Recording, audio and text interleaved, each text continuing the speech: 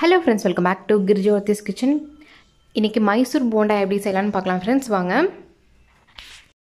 இன்னைக்கு 2 டம்ளர் உளுந்து எடுத்து ஊற வச்சிருக்கேன்.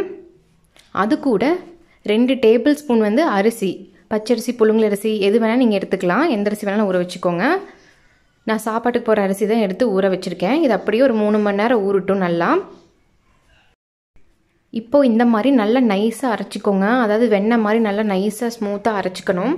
இது கூட வந்து இப்போ 1 டேபிள் ஸ்பூன் சீரகம் போட போறேன். 1 டேபிள் ஸ்பூன் மிளகு, ஒரே ஒரு பச்சை மிளகாயை குட்டி குட்டியா கட் பண்ணி போட்டு வச்சிருக்கேன். கொஞ்சம் கருவேப்பிலையும் வந்து கட் பண்ணி போட்டுருக்கேன். தேவையான அளவு உப்பு போட்டுக்கோங்க. நான் அரைச்ச மாவுல பாதி மாவு எடுத்து தான் இன்னைக்கு நான் போண்டா செய்ய போறேன். மீதி வந்து அப்படியே வச்சிருக்கேங்க. அதுக்கான அளவு தான் இப்ப போடுறேன். உங்களுக்கு வேணா சீரக மிளகாய் நீங்க அதிகமாக கூட போட்டுக்கலாம். கொஞ்சம் பெருங்காயத்தூளும் சேர்த்திக்கங்க. கூட அரிசி மாவு 2 டேபிள் ஸ்பூன் போட்டுக்கோங்க. போட்டுட்டு நல்லா கலந்து விட்டுக்கோங்க. அரிசி மாவு போடுறதுனால எண்ணெய் அவ்வளவா வந்து குடிக்காது, மொறுமொறுன்னு போண்டா வரும். நல்லா மிக்ஸ் பண்ணி விட்டுக்கோங்க. இது கூட 1/4 கப் தேங்காய் வந்து இந்த மாதிரி கட் பண்ணி வச்சிருக்கேன் சின்ன சின்னதா. இதையும் போட்டு நல்லா பிசைஞ்சு விட்டுக்கோங்க. பிசைஞ்சிட்டு இந்த மாதிரி கையில் வந்து தண்ணி தடவிக்கோங்க. தண்ணி தடவிட்டு இப்படி எடுத்தீங்கன்னா கையில் ஒட்டாமல் உருண்டை பிடிக்கிறதுக்கு நல்லா வரும். இதுதானே கரெக்டான கன்சிஸ்டன்சி. சூடாயிடுச்சு. நம்ம இப்போ அதே மாதிரி ஒவ்வொரு டைமும் போண்டா போடும்போது தண்ணி தொட்டு தொட்டு நம்ம உருண்டையாக போட்டுக்கலாம். ஒவ்வொரு டைமும் நீங்கள் போடும்போது வந்து தண்ணி தொட்டு தொட்டு போடுங்க. எண்ணெய் காஞ்சிருச்சு நல்லா.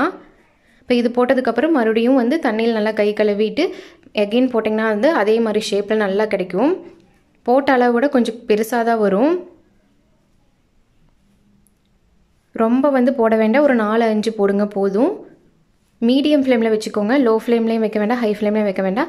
வச்சு நல்லா வந்து கலர் சேஞ்ச் ஆகி கிறிஸ்பி ஆகிற வரைக்கும் நீங்கள் பொரிச்செடுத்து எடுக்கலாம். உளுந்து நீங்கள் அரைக்கும் போது லைட்டாக வந்து தண்ணி ஊற்றி அரைங்க. ரொம்ப தண்ணி ஊற்றி தண்ணியாக ஆயிடக்கூடாது. ஒரு சைடு இதானதுக்கப்புறம் இன்னொரு சைடு திருப்பி போட்டுக்கோங்க.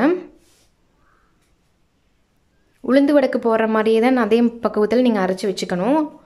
அப்போ தான் போண்டா வந்து எண்ணெயும் நல்லா உறிஞ்சாது நல்லாவும் வரும்.